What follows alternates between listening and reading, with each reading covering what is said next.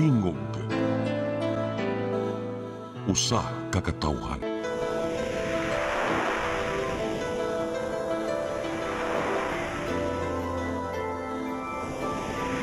Cebu Catholic Television Network.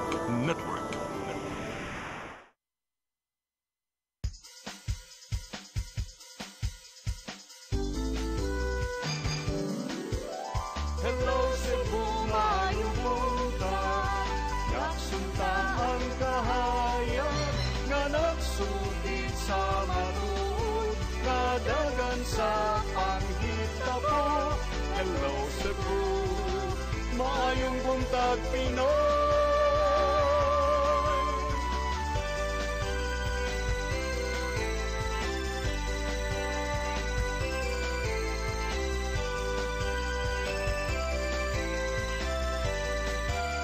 Ang katutulungan sa mga katawhan.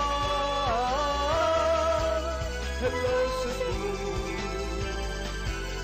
hello Cebu, maayong buntag Pinoy, maayong buntag Pinoy, maayong buntag Pinoy.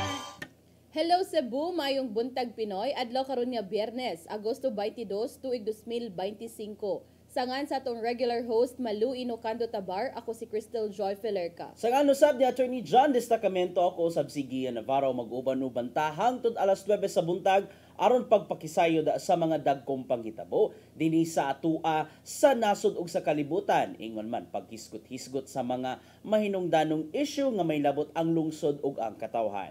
Atong sugdan ang atong tulumanon sa pagsuta sa atong weather update gikan sa Pag-asa Mactan Visayas, pinaagi ni Sir Jumer Iclarino. Sir Jumer, good morning. Yes, ma'am. Good morning sa tanan og sa atong tanan tigpaminaw kini atong latest weather update karong adlaw.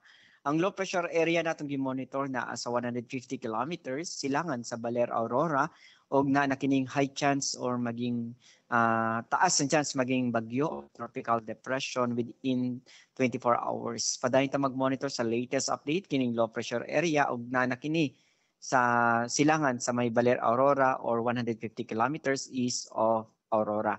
Southwest monsoon or habagat padayon nakaapekto sa Visayas, Mindanao ug sa western section sa Southern Luzon. Tungod kini sa habagat ang atong weather condition diri sa Central Visayas, lakip na ang probinsya sa Cebu, makasinati na panagsama panganuron ngito na sa madag-umo na kalangitan ug naay mga patak-patak na mga pag-uwan o kini mga thunderstorms. Magdala kini usahay kusog ng mga pag-uwan na posible gihapon ng mga flash floods or landslides ilabi na sa mga prone areas. Padayon ta mag-monitor sa mag-i-issue ng mga thunderstorm or rainfall advisories, lakip na ang color-coded na heavy rainfall warnings. Hininga to na sa kasarangan na hangin masinati sa Visayas ug ang kadagatan malinawon ngito na sa kasarangan ang pagbalod. Temperatura sa Cebu 25 to 31 degrees Celsius. Ang haring adlaw mosalop alas 5:59 sa hapon. Ang dagat mutao mo niya alas 10 sa buntag, muhunas alas 5:34 sa hapon. Philippine Standard Time alas 8:05 sa buntag gikan diri sa Mactan, Pag-asa Visayas, DOST Jomar Eclarino. Sir Jomar, kay weekend namang gyud ron, unsa naman ang mamahimong weather situation sa Metro Cebu this coming Saturday and Sunday? Magpabilin pa ba nga mainito ng panahon? Doon na ba yung mga times nga mag-uwan usab, Sir Jomar? Yes, Sir Gian. So, kung unsay weather karong adlaw, simbihin po na atong weather condition o weather forecast this weekend, Saturday and Sunday. So, nakita nato na ay sunny periods, taas ang time gihapon na way uwan, moderate to high chance gihapon makasinati kita na mga isolated rain showers in kini mga localized thunderstorms. So, bantayanon kini mga thunderstorms, mula nat kini 1 to 2 hours, and usahay na ay occasional heavy rains. Okay, daghang salamat Sir Jumer Iclarino ug maayong buntag ninyong tanan diha sa inyong buhatan. Okay, sa kayan, daghang salamat. Good morning sa atong tanan. Ug karon ato nang tan-awon ang mga front pages sa atong lokal ug national nga mga pamantalaan. Atong sugdan sa Sunstar Daily. Sa Sunstar Daily, MCWD cuts grace period for overdue water bills. Sa Sunstar Super Balita, hubog nga nagmotor, namatay. Sa The Freeman, no Cebu executives sign manifesto, Mayor for Good Governance. Sa The Freeman Banat News, tulo nag-angkasay pulos na kainom, usaw patay, human nasampak sa kural. Sa Philippine Daily Inquirer, House flood probe may hound its own members. Sa The Philippine Star, 3 senators being probed for contractors' donations. Sa Manila Bulletin, Marcos honors Ninoy, reflection, reconciliation pushed. Og sa Tempo, heist trail. Maukadto ang mga front pages sa atong lokal ug national nga mga pamantalaan. Sa atong pagbalik, atong sairan ang mga balita nga nahipos sa atong CCTN News Department. Please stand by. Hello Cebu, hello Cebu, maayong buntag Pinoy, maayong buntag Pinoy, maayong buntag Pinoy.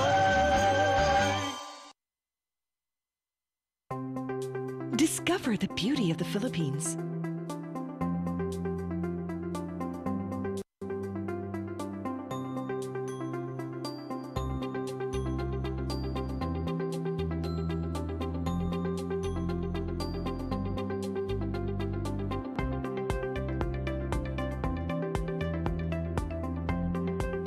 With Philippine Airlines, the country's flag carrier.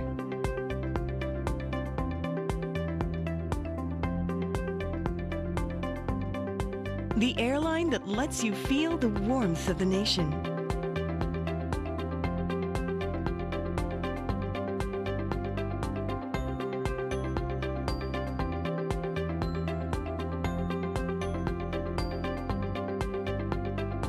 Mabuhay!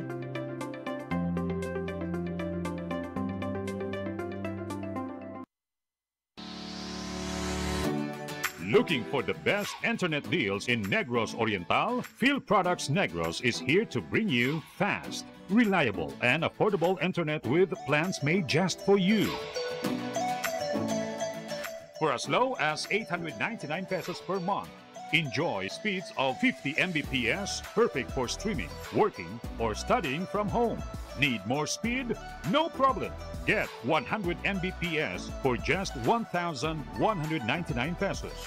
150 Mbps for only 1,499 pesos, or our fastest plan, 400 Mbps for just 2,399 pesos per month. Plus, you can add over 100 cable TV channels to your internet plan for just an additional 100 pesos per month. That's entertainment and lightning fast internet all in one. Enjoy no installation fees and start today with a 1,000 peso customer deposit. Call us now or visit our website to sign up with the Field Products Negros. You get internet that's affordable, reliable, and local. Field Products Negros, bringing you closer, faster.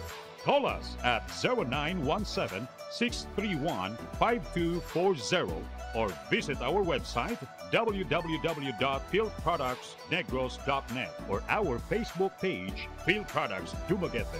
Subscribe now. Hello Cebu, hello Cebu, maayong buntag Pinoy, maayong buntag Pinoy, maayong buntag Pinoy. Balikta sa Hello Cebu, mayong buntag Pinoy. Ug karon atong sayran ang mga balita nga nahipos sa atong CCTN News Department. Naguna sa mga balita, DPWH 6th District ni pasabot sa hinungdan sa pagkahunlak sa bahin sa riprap sa Barangay Kasuntingan sa syudad sa Mandaue.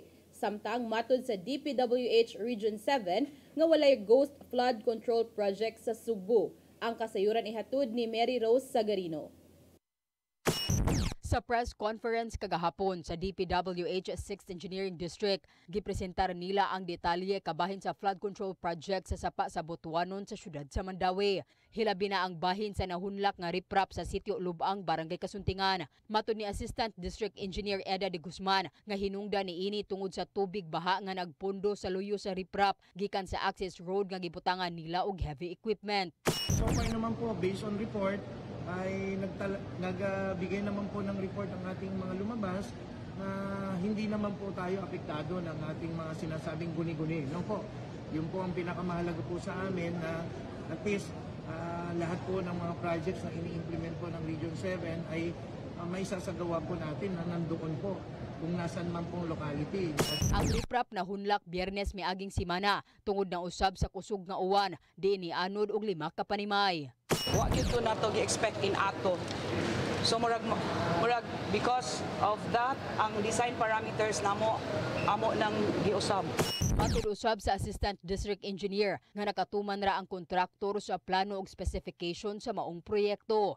Sa pagkakaron, giayo na kini nga walay gasto sa gobyerno tungod sa warranty period. Gawas sa flood control project sa Butuanon River, gipasusi usab sa DPWH 7 ang tanang proyekto sa Sugbo ug rehiyon di nasuta nga walay ghost project. Ang ato ang revetment was designed for the passing sa tubig nga ug magdala siya mga basura ba na diha, natay protective measures diha, pero along sa riverway, sa waterway, but not at the back. Wa na mo na-foresee nga kusog kaayo nga moabot na to nga uwan nga musulod siya atong gi-provide na access sa mga heavy equipment. Ang Cebu adunay 414 ka flood control project sud sa 3 ka tuig, ikaduha sa adunay labing flood control sa tibuok nasod. Mary Rose Sagarino, CCTN News. Paglikay sa bugat nga dagan sa trapiko lakip sa giyatagan og pagtagad sa Cebu City Disaster Risk Reduction and Management Council karong Sinulog 2026 karon kana nga Enero sunod tuig. Kini aron dali na lang ang pagtubag sa bisan unsang dinaliang tabang nga tubagon sa disaster teams. Ani ang dugang nga kasayuran. Wala pa'y bare months, nagsugod na sa mga pagpangandam ang habig sa Cebu City Disaster Risk Reduction and Management Council alang sumabot nga Sinulog Festival 2026 karong Enero sunod tuig. Usa sa mga giyatagan og pagtagad, mao ang paglikay sa bugat nga dagan sa trapiko, duol sa ruta sa prosesyon, sa Barada ug sa Basilica Minore del Santo Niño. Matud sa chairman sa Disaster Council nga si Consel Dave Tumulak nga nakig-alayon sila sa mga bus operator gikan sa kadakong mall aron pag-deploy sa pipila ka mga units nga magbiyahe gikan sa mall paingon sa Basilica Minore del Santo Niño ug vice versa. Tungod kay gilikayan naman nila ang pagparking sa mga pribadong sakyanan duol sa simbahan. Not to discourage the parishioners o devotees nga moari diri. Ang ato lang is to help decongest the traffic. No? To decongest the traffic and at the same time, save time po nila. Samtang dili pabutangan og bleachers ang daplin sa kalsadang malakip sa ruta sa prosesyon sa Fiesta Senior ug sa Sinulog Grand Parade. Makigsabot sila sa grupo sa mga contractors aron ipagamit ang mga wing van isip mobile bleachers aron adunay kalingkuran sa mga idaran og PWD. Ito ang mga bleachers intended for PWD, senior citizen, pregnant women. Ang owner sa bleacher, we allow them 30% of the capacity. Kining tanan, gituyo sa Disaster Council sa syudad aron sayon ang paglakaw-lakaw sa publiko ug dali na lang ang pagtubag sa mga responders kung naay nanginahanglan og dinali ang tabang. Samtang himuong concert venue ang South Road Properties alang sa mga kumpanya sa tinguhang maminus-minusan pa ang trapiko sa mga lugar nga sagad dugukon sa mga tao. Ang Sinulog 2026 would be a family activity and religious movement sa family. Nga they can roam around, they can walk. Makigsabot usab sila sa mga kadagkuan sa Sinulog Foundation Incorporated o kaparian sa Basilica aron mahanay ang gihimong security plan. Aduna sila'y contingency measures kung ugaling bahaon man ang dapit nga may agianan sa prosesyon ug sa parada. Gian Navarro, CCTN News. Sa pagpadayon sa atong mga balita, mega job fair sa Dakbayan sa Lapu-Lapu gidagsa sa libuan ka mga job seekers kagahapong adlaw. Moabot sa 51 ka mga kompanya ang niapil ug lakip na niini ang MEPS locators nga nagtanyag og kapin 8,000 ka bakanting trabaho. Aniya ang dugang kasayuran. Gidagsa sa libuan ka mga job seekers ang gipahigayon nga mega job fair sa Island Central Mall, Barangay Pusok, Dakbayan sa Lapu-Lapu, kung diin kapin 8,000 ka mga trabaho ang gitanyag karong adlaw. Ang mong kalihukan gipasiugdahan sa Peso Lapu-Lapu ug Peza Mactan Economic Zone. Nagkadaiyang mga trabaho ang gitanyag, may labot sa manufacturing, construction, BPO ug uban pa. Alas 11 pa lang kaganihang buntag, niabot na sa 1,010 ka mga aplikante ang nagparehistro ug 78 na ang na-hired on the spot. Usa sa mga nilinya kaganihang buntag ang fresh graduate nga si Christian J. Magdadaro nga nagikan pa sa lungsod sa San Remigio. Nibiyahe siya og 3 ngadto sa 4 ka oras aron lang makasalmot sa mong job fair sa tinguha nga makakita og trabaho. Nay process na QA. Quality assurance related ra sa course. Industrial engineering. Suma pa ni Kim Francisco ang pangu sa Peso nga kini mao'y unang mega job fair nga ilang gipahigayon human sa pandemic. Niabot sa 51 ka mga kompanya ang nisalmot ug 20 niini mga MEPS locators. Matod ni Architect Emmanuel Cortero, ang Economic Zone Administrator, nga sa pagkakaroon ubay-ubay nga mga kompanya ang nag-inquire nga gustong musud sa MEPS. Nibutyag si Francisco nga tungod sa maong kalambuan, anam-anam nang mahulipan ang nagsira kaniadto nga mga kompanya kung diin libuan usab ang nawad-an og trabaho. As per the update no, sa PEZA Zone Administrator, there are more companies coming in. No? In fact, others na nakasugod na, ang uban padung na. No? So, naka-augment siya sa ato ang mga displacement sa unang panahon. Sa datos sa Peso, sukad niadtong tuig 2023, niabot sa 11,000 ka mga trabahante ang nawad-an og trabaho. Mong usa ang pagpahigayon og mga job fair sa mga laka nga ilang gibuhat aron nga matabangan ang kadtong mga nawadan og trabaho nga makakita og laing trabaho. Karong tuiga, kininamo ay kaunsi nga job fair sa Peso Lapu-Lapu. Crystal Joy Felerca, CCTN News.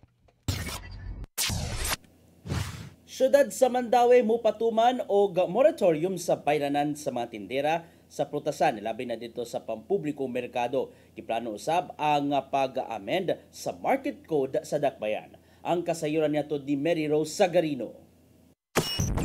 Nakigtigom si Mandaue City Mayor Tadeo Junque Uwano sa mga tindera sa prutasan sa pampublikong merkado. Gihisgutan ang pagpatuman sa market code nga napanday niadto pang tuig 2011 apan karon lang na-implement. Pagpatuman og dugang baryanan sa mga produkto sa mga tindera. Kini ang gikabalakan sa mga tindera sa prutasan tungod sa kamingaw sa ikaduhang andana sa merkado. Busa na sabutan nga adunay ipatuman nga moratorium sa ilang bayranan.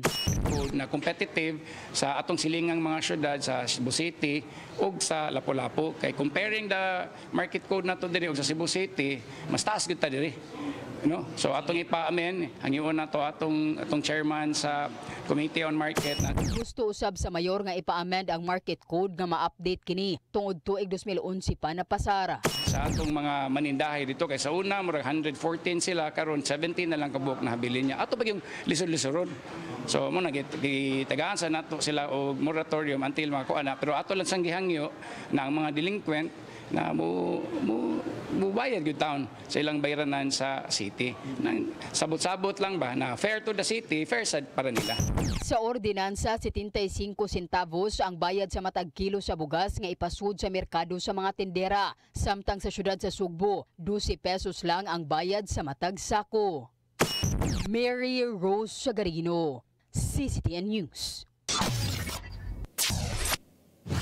Sa atong uwahing balita, laing duha ka mga barangay sa Dakbayan sa Sugbo gideklarar nga drug cleared sa Regional Oversight Committee on Barangay Drug Clearing. Cebu City Police Office mihangop sa maong kalambuan. Ang kasayuran ay hatod ni Arnold Bustamante.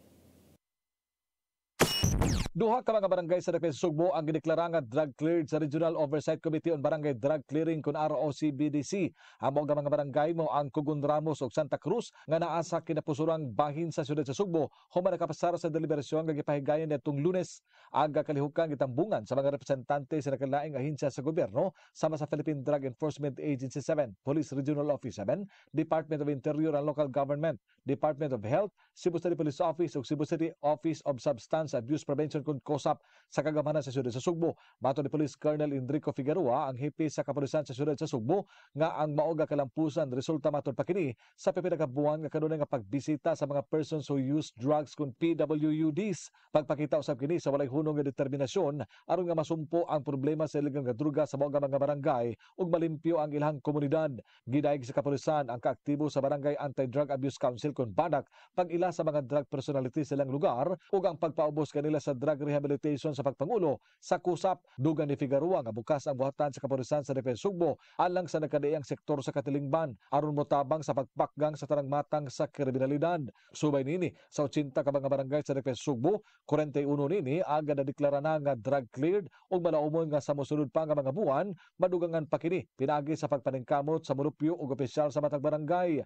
Gipasalig sa kapulisan nga magpabilin ang status sa mga barangay pinagi sa hugot nga monitoring nga kadto nga mga drug personality nga accounted sa PNP ug sa BADAC dili mo balik silang naandang nga bisyo ug dali na lang unya nga badakpan ang mopayuhot sa illegal nga druga sa mga barangay. Arnold Bustamante, CCTV News. Mao kadto ang mga balita nga nahipos sa atong CCTN News Department nga inyong nakita kaghapong adlaw sa Sayre 47. Sa atong pagbalik, maghisgot na kita og pipila ka mga isyu nga manginlabot ang lungsod ug ang nasod. Please stand by. Hello Cebu, hello Cebu, maayong buntag Pinoy, maayong buntag Pinoy, maayong buntag Pinoy. Discover the beauty of the Philippines.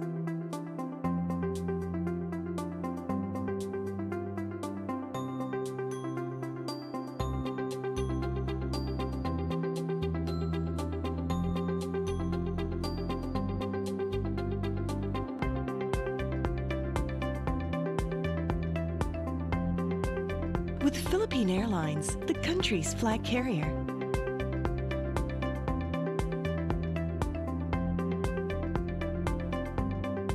The airline that lets you feel the warmth of the nation.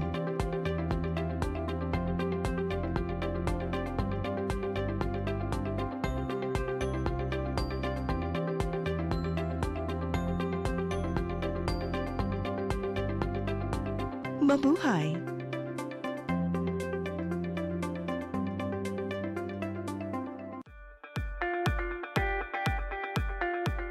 Congratulations! Nunito Tatay Dodong A. Lemchua, awarded as Cable TV Maverick, Father of Cable TV in the Philippines, given by Philippine Cable and Telecommunications Association Incorporated, PCTA, from Phil Products Group of Companies.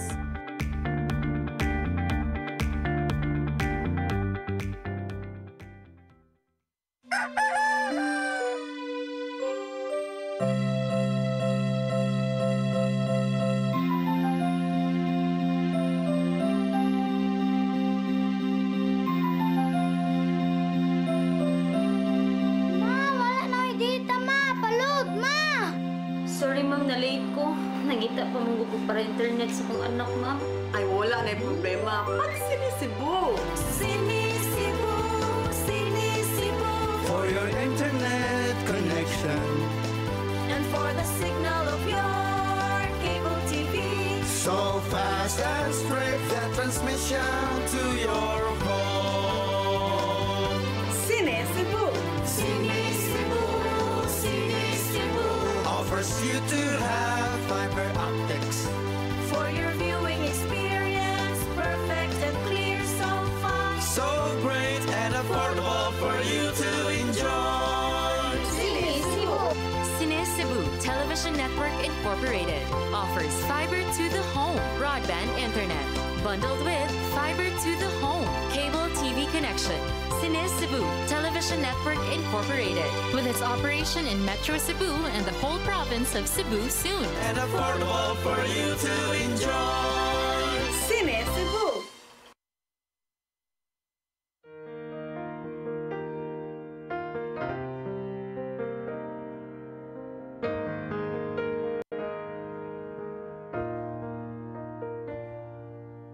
Heal me, O Lord, and I will be healed. and I will be saved. Heal me, O Lord, and I will be healed, for you are the one I praise.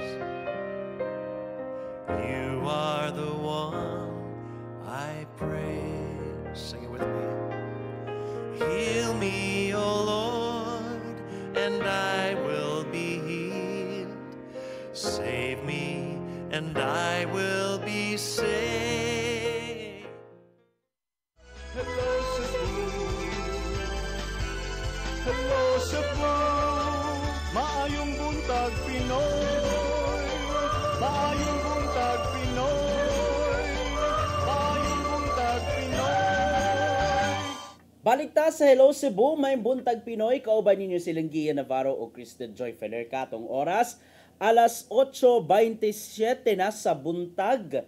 Bago lang ganin ko nag-check ka 26, 27 na dayon. So, Paspas kayo? Paspas kayo ang dagan sa panahon. Murag paspas na pod ang mga adlaw nga hapit na ta mag-burst season. Teka na, nagtago ba sa tungtungon silang Jose Marichan, Mariah Carey, ug si Max Surban? So far, wala pa ko kabantay kayo kanang mga papakoy nadunggan kay mga unsa da Christmas songs. Di ba usually maka if Basin matinga mo ngano naging kung ngano gina magyapil si Max Surban. Si Max Surban ba ang nagkanta sa Nabali nga Christmas Tree? Ay na lang ikuan ang lyrics. Anyway, madung din na puhon-puhon sa Handurawan. So karon ato kay nagkabugnaw naman ng panahon, unya medyo manay panahon nga magkagasto na sabta o dako-dako. Pero kung nay mga gasto kinahanglan dako-dako ta og kinahanglanon aron makagasto gid ta. Like sa sweldo. Segue ko ha, medyo palahi sa taga-hisgutanan. Hisgutag sweldo mo layo pa man ang 30. Layo pa ang 30 pero 31 day. 31 pero palahi sa ta ha. Una na to ihisgutan ang baha. Anyway, ato na nga to kay ano niya totoo do. This week nagsugod na o ni Boylo na gyud ang mga diskusyon sa Regional Tripartite Wages and Productivity Board 7 sa posible nga wage increase sa Central Visayas. So nato nga Martes, just to give you a recap, no, naka-cover man ta, nagpaygay na sila og hearing dito sa nga gipaygayon dito sa DepEd Ecotech sa syudad sa Sugbo. And I guess nagpadayon na ni within this week dito sa lalawigan sa Bohol, and then magpadayon sa Negros Oriental, and then August, if I'm not mistaken, August 30 or 31, balik na sab sa Cebu, ato na sila sa Minglanilla para tukion na sab ang wage increase para sa mga katabang, mga kasambahay. And it would take siguro a month or two before pa sila makapagawas og wage order. And diha na gyud may bawaan kung umintuhan pa ba ang ato ang inadlaw nga suhulan. Sa pagkakaron, ana pa sa dili mo menos 3 ka mga grupo ang niduso na sa ilahang petisyon aron dugangan ang inadlawng suhulan dinhi sa Central Visayas. Una niya na mao ang alsa sa alyansa sa mamumuong kontraktual sa Sugbo kun alsa kontraktual sa Cebu base sa tong gihuptan ron nga impormasyon sa The Freeman. Ilang giduso ang 999 pesos nga daily wage increase. 999. So that's 400 plus sa current nga minimum 500 wage. nga na. Samtang ang buklura ng manggagawang Pilipino susama usab ang ilang giduso nga petisyon 999 pesos. Sa wala pa nagsugod ang mga hearing o sa wala pa nisud sa venue, nakahigayon tag-interview ni Sir Jaime Paglinawan of Ama Sugbo KMU and Bayan Central Visayas nga ato sa ilahang paggaduso Tuesday morning dito sa Dole 7, gihimugatan niya nga kinahanglan ipatuman na lang ang minimum wage nga 1,200 pesos. 1,200. So, per day, man na ang daily wage. Daily minimum wage. Kay, matud pa ni Paglinawan, nga base sa ilang nga nakuha nga datos sa Ibon Foundation, ang pamilya manggod di manggod makabuhi og a family of 5 ang kasamtangan nga minimum wage, which is 501 pesos. Mga kinahanglan gyud nga 1,000 or 2,000 aron makabuhi na gyud the family of 5, aron maka padayon sa pag-provide sa mga panginahanglanon, pagkaon ug uban pa nga mga balay ronon. However, dunay uban pa nga mga labor groups, Cristel, ang niduso usab sa ilahang daily wage. Sama na lang sa Senapro Chemical Employees Association, ingon man ang Mehitable Furniture Employees Union, diin niduso sila og 699 pesos nga aumento sa inadlaw nga suhulan. Mane ilahang giduso. And mane ilahang gitimbang-timbang karon. Kung ingana ang giduso sa labor groups, however, ang mga grupo sa mga magpapatigayon, na interview na namo si Sir Mark Anthony Enoch, the current president of Mandawi Chamber of Commerce and Industry, nibutyag siya nga mas mayo nga wala na lang untay increase sa sweldo, wala na untay increase sa daily wage. Kay ang iyang explanation, dunay uban pa nga mga negosyo, Cristel, nga hangtod karon wala pa nakasaguba or wala pa hingpit nga nakabangon or wala pa naka-recover after the past economic crisis, including the coronavirus pandemic crisis. And dunay uban pa nga mga negosyo nga maglisod gid sa pagbangon. Kuno galing ipatuman man ang mga ang gipangayo nga inadlong suhulan nga gipangayo sa naisguta mga labor groups, ang hilabihan nga mapiang ani ang mga gagmayng patigayon nga buot untang mohatag og kahigayonan sa uban pa nga mga Sugbuanon. So, mga nanawagan si Mark Anthony Enoch ngadto sa gobyerno nga why not focus na lang on the other uban pa nga mga concerns from the business sector, sama na lang sa pagpatuman sa Ease of Doing Business Act, or man to ang pagpasayo na sa transaction, especially when it comes to pagproseso sa mga unsa mga transaksyon sa gobyerno, business permits, pagbayad sa buhis ug uban pa. Pero adunay countermeasure nga sugyot ang pribadong sektor. Sumapausab ni Sir Enoch nga instead of giving the wage increase, why not nga ang mga magpapatigayon mohatag na lang sila instead og kaning incentives ngadto sa mga kugihan nga mga trabahante. Kana kung magkabot man ang let's say dako nga quota sales ug uban pa. Mga they countered nga kung mahimo wala untay increase because they want to let the other companies nga makaapas usab sila. They have to keep up silang negosyo para makabangon na mismo sa ilahang ekonomiya. But we also understand sa perspective sa mga kaning mga workers, mga minimum wage earners nga kanang gusto pud sila mo ba increasean kay kan lagi sa usa sa basehan nga lisod na nga dili siya maigo if sa ingon for a family of 501 is not enough to kanang cater their everyday needs. 501 ya. 5 members of the family. Kapila beta mo count sa kadlaw katulo.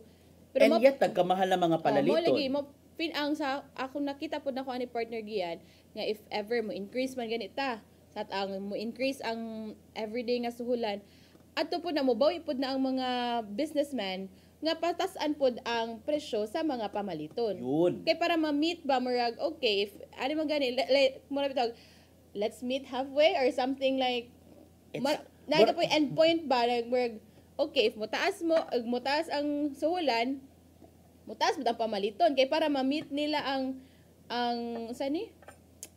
sweldo para sa ilang mga workers unsa may lang sweldo kung magpabilin lang ning ingani ilang mga presyo.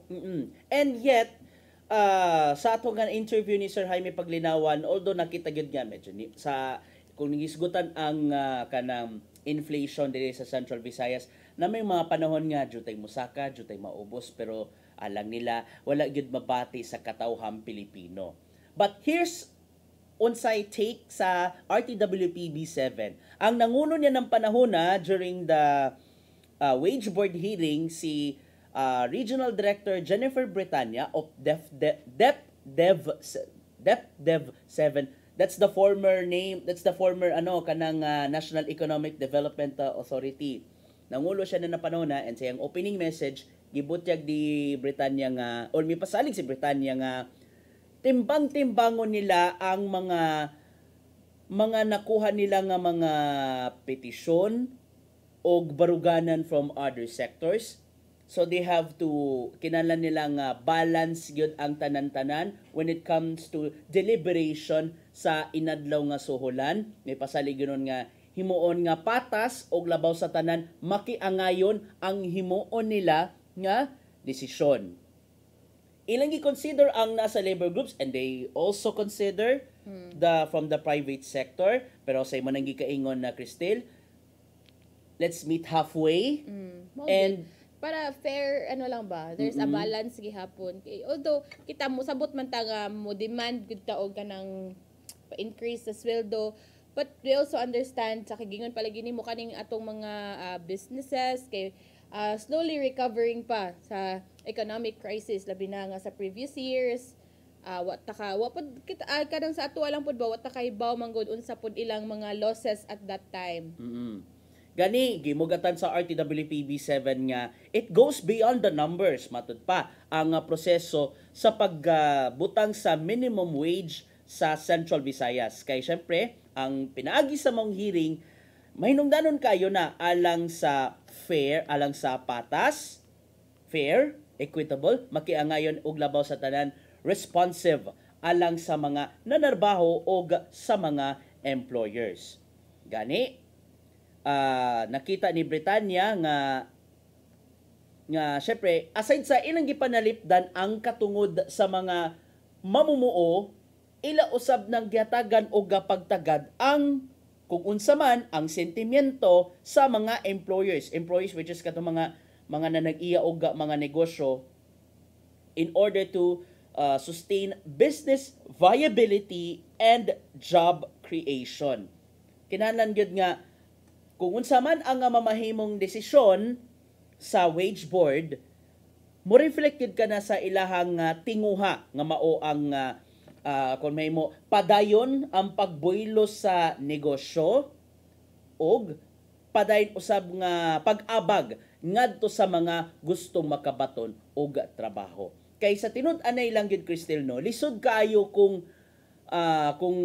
kitahay hatagan og pabor ang mga kung ugaling matagan man og pabor ang mga mamumuo, mapiang ang mga negosyante.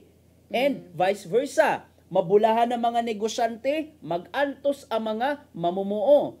So, ang mga kadagkuan sa RTWPB7, pinanguluhan sa kasamtangang chairman nga si Dole 7 Director Attorney Roy Buenafe nga himuon gyud nga fair and let's say justifiable ang mamahimong desisyon.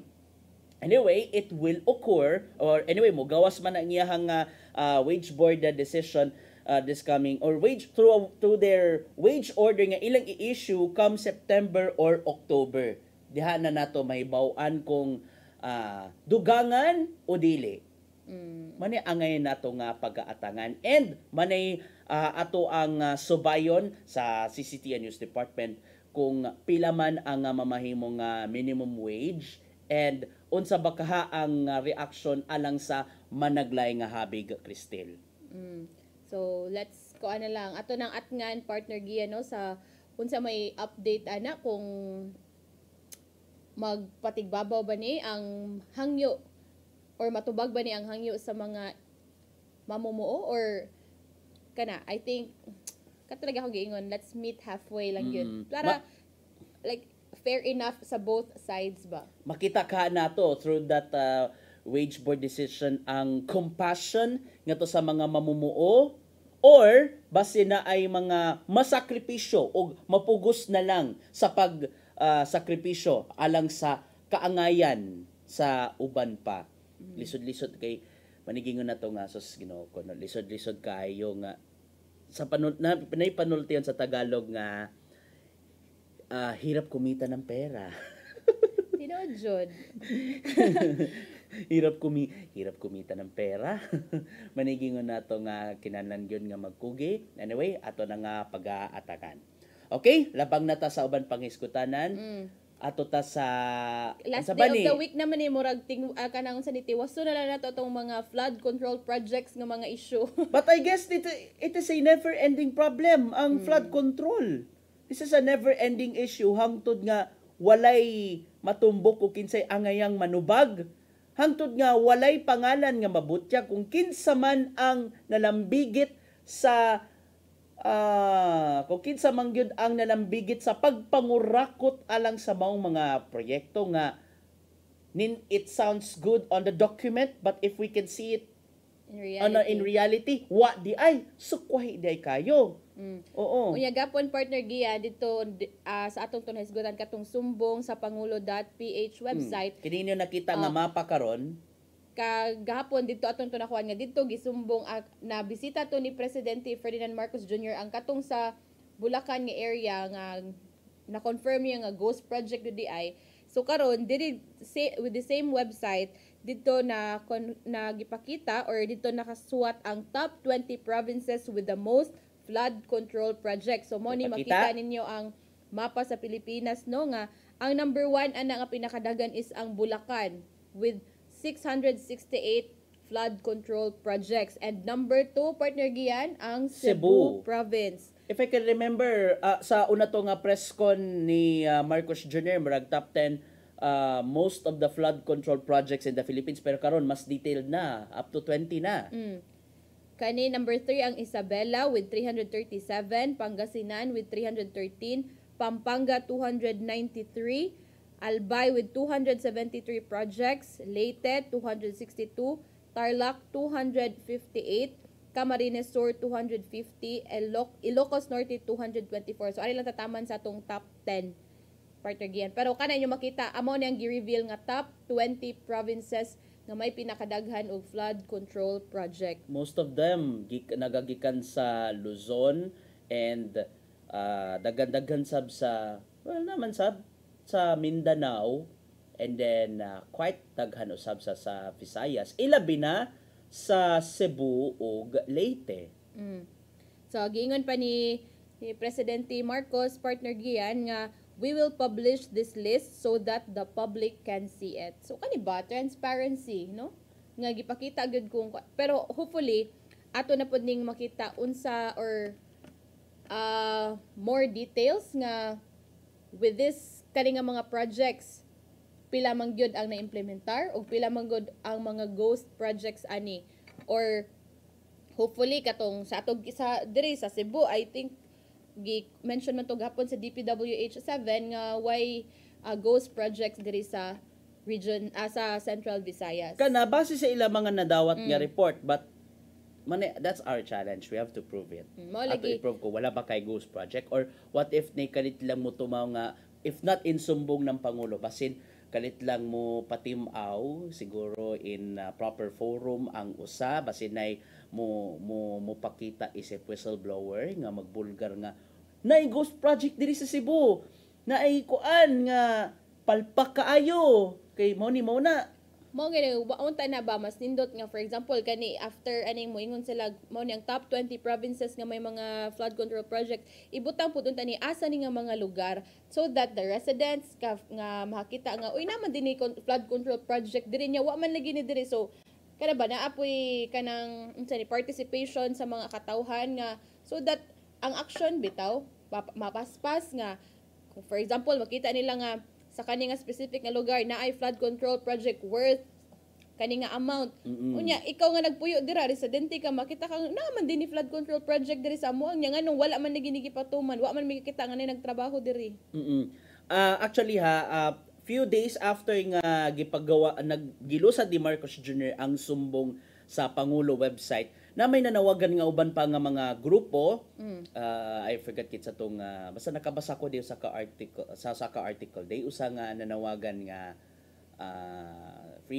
siguro journalist man sa to nanawagan nga unta lang nga mas konkreto, mas kompleto nga detalye kay siyang pag-check sa sumbong sa Pangulo nakuwangan sa mga nakuha nga datos. Walay mas konkreto nga mga kuan up to kanus nagsugod aside sa na naman na detalye kanus nagsugod kanus sa mahuman face by face and pila man ang exact nga amount and ang dagan sa mga flood control projects. Here, I would like to take on your point nga na-surprise ang uban pa nga mga tao sa pagpatuman sa mong project pero what if ang LGU na sorpresa usab? Kay wa sila kahibaw nga doon na di ay flood control project na nang dapita? LGU? Yes. Okay. Uyaw, pud na. Okay, kaniha nakabasa ko na statement ang baliwag anyway, ako pa na nga i-double check. Ang nakaapan manggod ani Cristel no, what if ang uban pa nga mga LGUs pagkahibaw nga na di flood control kaya ang problema manggod sa uban pa nga mga sa DPWH especially from some regional offices dire-diretso na lang ang pagpatuman sa flood control project nga walay prior consultation or prior coordination sa LGU. But lisod da Lisod kayo. Ay, di ba, there should be kuan baya kanang sa tawag ana. Kanang magkuan if DPWH kinahanglan gud na sila makig-alayon sa LGU ba kay LGU ilabi na jurisdiction. Oo, malay gini nakalisod nga na Cristel, labi na ko isgutan ang maong proyekto. May painon diri sa Cebu kay naatay kung ato may namdaman na naatay ordinansa dinhi sa probinsya sa Sugbo nga and I hope it will affect under the current administration nga kinahanglan una pa mo patuman og mga proyekto ang mga ahensya sa gobyerno dinhi sa Sugbo. Kinahanglan makig-alayon una ang mga ahensya ngadto sa concerned local government units na consultation una pa mapatuman. Kay man lagi ni naka-problema sa uban pa. Gani nagkahasol-hasol na hinuon ang resulta ganiban pa mga LGUs and na surprise na hinuon, natinga na hinuon nganong walay nahitabo nga consultation mao gid na siya. Okay, mo na ni. One of the imong gipasabot ana mao na ang ghost flood project sa Oriental Mindoro. And then another one, okay, ato na nga gi-verify na gipamahayag ang nadjay explanation ang LGU Baliwag Bulacan katong gibisita ni Marcos Jr. Daso sang adlaw. Ang explanation ani sa taga Baliwag LGU gibutyag nga klarong tata nga ghost project ang maong flood control project tungod kay matud pa wala ni paubos sa LGU og walay gitunol nga dokumento ngadto sa City Engineering Office og wala usab sila or ang DPWH wala matud pa nakig-alayon sa LGU ang maong proyekto. Human nga ni padayag sa kusuko ang presidente, hugot nila nga gibarugan nga gikondenar gyud sa LGU ang bisan unsa nga mga pagpangila through that ghost project ilabi na nga dakong pundo sa nga dakong kantidad gikan sa panudlanan ang nausik tungod niya na. So manigiyon nga tiaw man na no. Tinuod giday nga na dyan mga instances nga na mga nipatuman o infrastructure projects nga walay consultation sa LGU. Same with kaning sa Oriental Mindoro, ang barangay chairman sa apitong Nahuan Oriental Mindoro na-shock po siya knowing sa gi-reveal ni Senator Panfilo Lacson that a flood control project in their area had already been funded and supposedly completed. So even though wala daw nakitay actual nga trabaho or why project nga nabuhat didtong dapita. So sa giingon pa sa chairman nga sobrang nakakalungkot po at nakakagalit dahil pati barangay namin ay nagamit. So I think kani siya ang na-funded ni not just once partner Gian but thrice. Pastilan na lang kitintano basta ko isgutan ng mga I don't know nganong nahimo na nga tinubdan sa korupsyon ang ingana nga matang sa mga flood control projects. Kada naitabo na sa uban pa nga mga lungsod. But I hope diri mismo sa Cebu and we do believe nga prior pa sa pagpatuman sa kung unsa man nga mga flood control projects Ipopos na syempre sa consultation ngadto sa LGU, but in fairness diri sa Cebu ha, prior pa sa gipatuman nanajay kanang consultation. If not sa, let's say in the context of Cebu ha, if not sa provincial government ato nagid kung hisgutan ng mga Metro Cebu ha, sama na lang katong dito sa Mandaue, katong riprap sa Butuanon River, and for sure nga nay consultation nga to sa Mandaue City LGU, nay coordination una pa mapatuman gani may na lang no nay explanation ang pasabot ang DPWH 6th district o sa unsay hinungdan nga ni collapse to ang maong riprap partner giyan kay, and gipasabot po nila nga dili to substandard ang gipanggamit nga mga materyales. Gipasabot ay noon nga it happens nga kusog ra gyud matud pa ang agas sa tubig atol sa kusog nga pagbundak sa uwan, hinungdan nga nahulpa ang portion sa riprap. Mo sa atong nasabtan ganina sa to ni Engineer Edda ba to nga murag katong sa report ganiha nga atong sa gi-play. report ganina nga murag ang water kay imbis na siya nakita tog access ba nga sa para unta to agianan sa mga heavy equipments didto to ni sud ang water, so mo to murag sa likod nga part ni agi ang tubig hinungdan sa pagkahunlak, so murag ang mo nang something nga wa daw nila na foresee. Kay bisag sa basta mo to gi-explain ganina sa engineer sa DPWH 6th district nga kanang dili basta ilang giklaro nga dili substandard ang gigamit og ang contractor ni comply sa kung unsa may project of works ato og dain kanang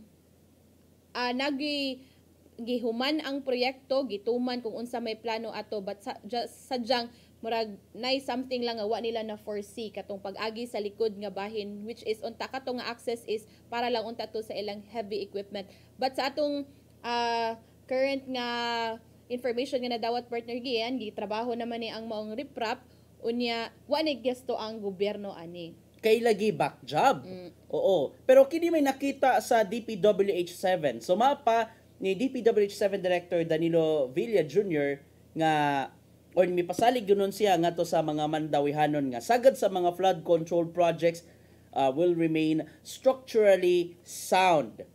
Bisan pa man nga maapektuhan ang disenyo sa mga flood control projects tungod lagi kay climate change man lagi. So pastilan kining ining pasangin landay yun ang climate change no. O kay sumapa ni Villa, mayorya sa mga proyekto it is performed according to their intended design. Pero natimingan lagi tungod sa kusog nga pagbundak sa uwan. Anyway, medyo ako lang personally lang Cristela, medyo nakatawa ko sa 'di ba na may gipakita nga mga photos or aerial photos sa katong riprap project sa Butuanon River. Nakatawa ko nga unsa man ni Butuanon River ni wala lagi nig-agianan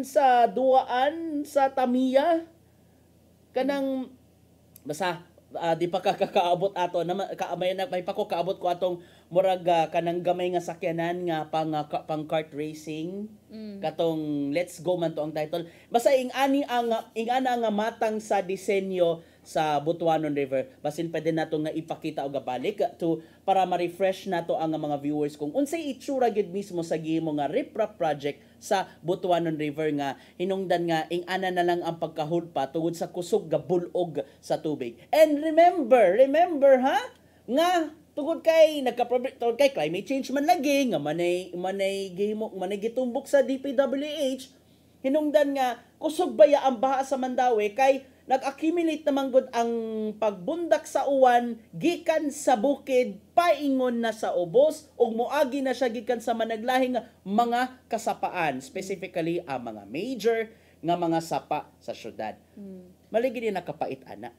Moto nindot putong I think sa katong sa previous days nga mga report ni Miss Mary Rose no nga kanang ilang gusto nga didto unta sa Cebu City gyud magsugod kay although ang Mandaue na sila early warning system kung unsa na may ang design nga medyo nakatawa ko unsa man mura man ig-agianan og sakyanan toy car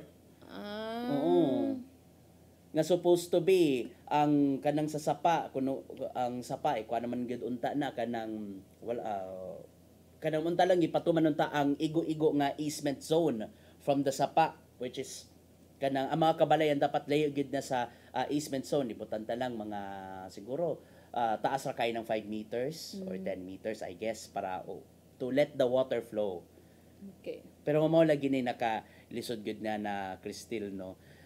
And hinaut unta nga hatagan gyud aga pagtagad nila bina sa gobyerno kanang or padayon anyway magpasalig man sa mga DPWH and all with the local officials nga kung sa bay mga natala, especially kanang sa Butuanon River, maayo gyud kana para at least o kuno galing mo tabo balik. Di na may tabo pagbalik kay arang paita in town o kagapon magani medyo di kayo tantong kusuga pagbundak sa uwan pero na may mga pagbaha. Oo, malagi nila kapait ana. Oo. Murag madlok na jud daning mga alas 3, alas 4 nga muuwan kay murag kuyawan tig pamauli na tog alas 5 ana murag kuyaw na kay uli or dugay na kayo kasakay kay traffic na lisod na isakay kay wa na ang mga ubang mga jeep di na musung na lang gyud town sa baha kay wata kay ba possible mo sa kalit lang pagsaka sa tubig ba. But hopefully sa atong tungod kay labi na long weekend ra ba partner Gian, sa atong nasuta ganina sa pag-asa no nga fair weather hinon atong masinati this Saturday and Sunday. So murag katong mga nay plano for long weekend trips, long weekend vacation, murag maka-enjoy jud mo but kaya mag-amping ta kanunay kay nay mga makasinati og mga isolated nga mga pag-uwan. Isolated nga pag-uwan. And kani medyo nakatoko magunahon na ani Cristil, no. Kanang gamay lang nga pagbundak sa uhan, aksyon nagkabalaka ang mga tao. Uy. Di ba? Magdag-om pa lang. Wa na murag kuyaw na mahadlok naman taan ni. Kay karon man gud kuyaw kay inig kahapon na mga dag-om kayo namong gipagdugdug og pagkilat. Ang kuyaw kaayo kay ato bang nakuan no dili gud siya kakumpiyansaan kay dito sa dakbayan sa Lapu-Lapu na bay ginamatay sa giingong naigo gud to sa kilat. So di gid ta magkumpiyansa. Bahaon ba sab ang Lapu-Lapu City pag kadang sa kusog ka pagbudak sa uwan? Oh, dito sa kuan kana ra gyapon dira sa may Basak area. Da sa may Tamiya. Like unsa man kanang na ay gamay lang nga kadiyot lang nga pagbundak sa kusog nga uwan mo saka ang water level. Dili gud noon siya kanang mga pag kung ginagmay pero I think sa akong mga naobserbahan katong kusog kay nga mga pag-uwan dito gud pud dali kayo mo saka ang tubig dito. Basta sa gunsod yun. Sa gunsod nga kusog gid ang uwan. Ay kung buto na noon medyo grabe di ay sa Cebu City ug Mandaue. Or remember ang nagsumpay ba sa Cebu City ug Mandaue is the Butuanon River. Nya mamay na pinaka affected labi na kuno galing magbaha man. So unsa man mag-amping na lang. Amping na lang ta, di na lang ta manubag og accountability pero pwede man siguro nang idungan. Mag-amping og mangayo og accountability. Imagine. Okay? Unya partner Gian, wa naman tay igong oras kay kung daghan pa kay ganahan iingon pero ato nang ipadangat ang giandam ni Tatay Dodong Limchua nga pulong og kinabuhi.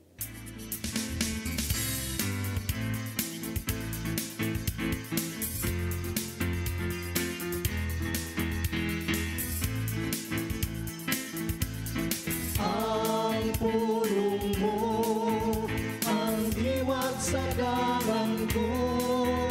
Ang kasaysayan sa Simbahang Katoliko na puno sa daghang sugilanon sa kinabuhi sa mga santos nga giisip nga mga martir.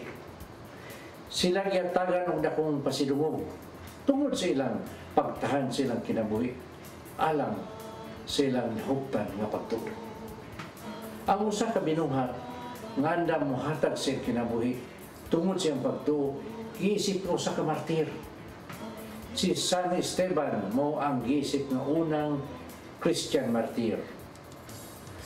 Sa mga buhat 7:59 sa 60, atong nabasa ang iyang sugilanon. Ug samtang gibato nila si Esteban, nagampo siya sa Ginoo. Nga nagingon, Ginoong Hesus, dawata ang akong espiritu.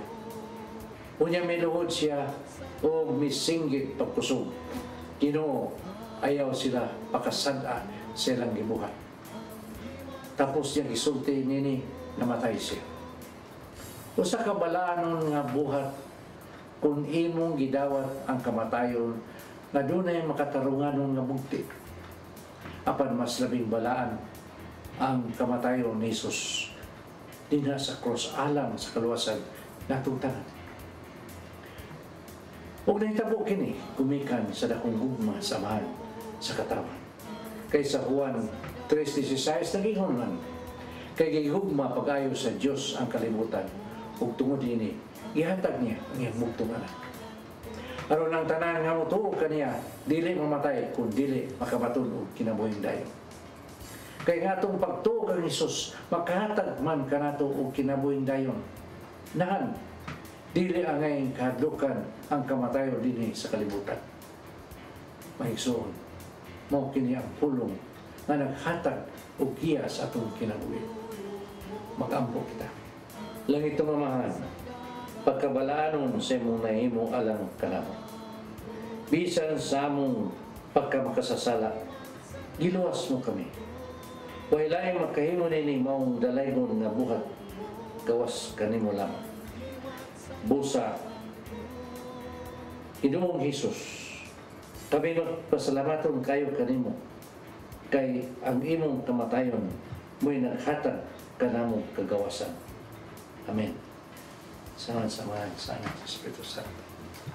Ang pulong mo, ang diwag sa ko.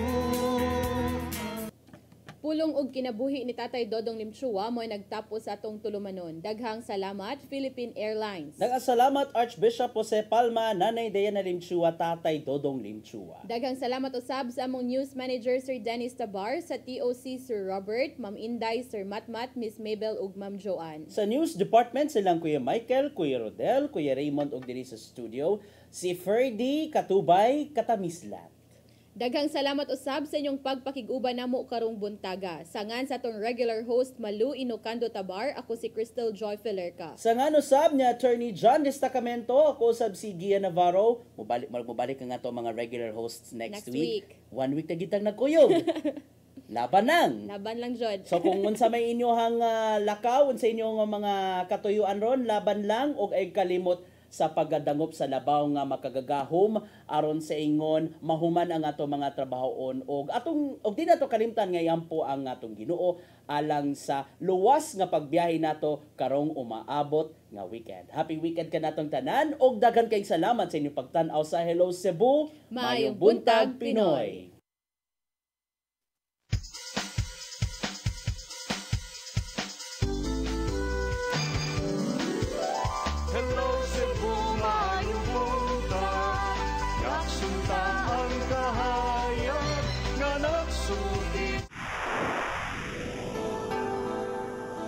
Usa ka pagtuo,